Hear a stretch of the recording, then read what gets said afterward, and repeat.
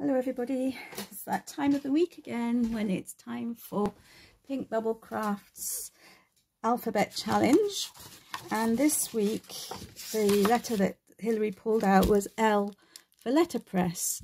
Now I didn't really know what this meant, so I looked it up on a few videos, and as far as I could gather it was using a shape to produce an indentation in a card and perhaps to colour it. So what I did was I used these,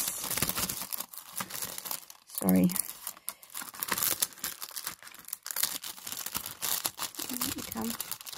I used these two dies here because as far as I could see also it needed to be something that was a sort of fairly solid shape. At least I thought I'll try that for now. So I used these two dies, and what I did was I cut it out of a piece of card. So the video that I saw, I can't remember who, I think it was, no, I can't remember. I can't remember whose video I saw. Anyway, she suggested that you tried the thickness of the card. It needs to be quite thick, but not too thick. And you run it through your die cutting machine using the embossing mat. So I used this is my embossing mat. I used my ordinary plates with the embossing mat, a piece of card, and I put, just trying to see, this was the first attempt. I put the pieces of paper, the die cut of the flower, which was this. I ran it through to see whether I got an impression, and I think you can see that there's the back. So that was the underside, and this was the impression. And then what the video told me was that you add a layer of vellum to the card, and you ink up the vellum. So I tried that. So this was my next attempt. As you can see, the ink didn't print all the way around. But so this was the next attempt, and I think that this probably is the best of what I'm going to show you. Because I found this technique quite difficult. So yeah, so I used Ranger ink here. Now I also said on the video that dye ink was better than what's it called, pigment ink. So Ranger inks are archival ink is what I used, and well, it's quite pretty, and but the whole thing sort of mutilated my card a bit. So anyway, so I tried again. So that was that. So then I tried again using pink distress oxides, because they also recommended that distress oxide might work. So here you can see my attempt at inking the vellum.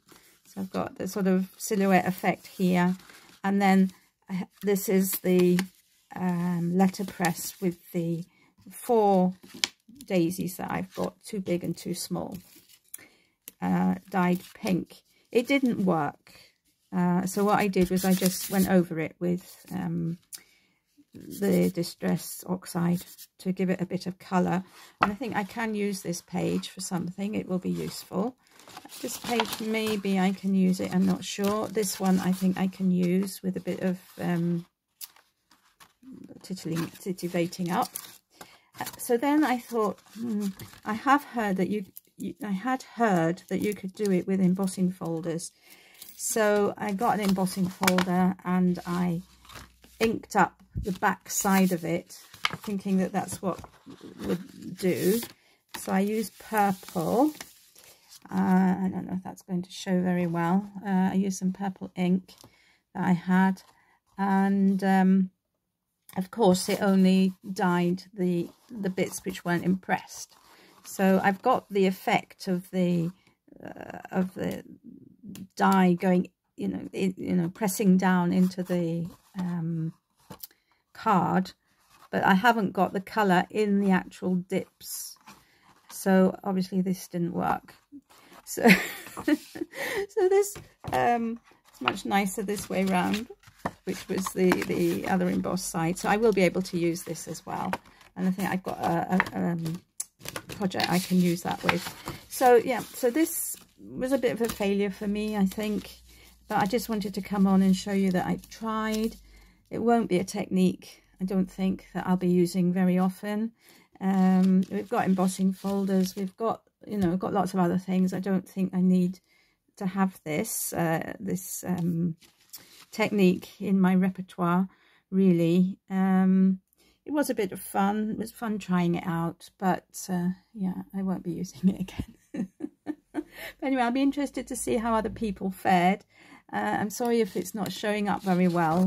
That, you know, I've used rather light colours, so there we are. But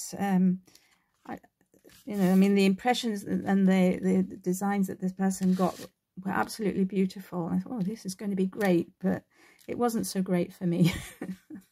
Perhaps it's more a question of practice makes perfect. Anyway, thank you all for watching, and do go over to Hilary's channel and have a look at what she did and what the others have done.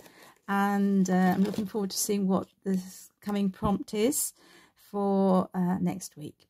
So take care, everybody, and I'll see you all soon. Bye for now.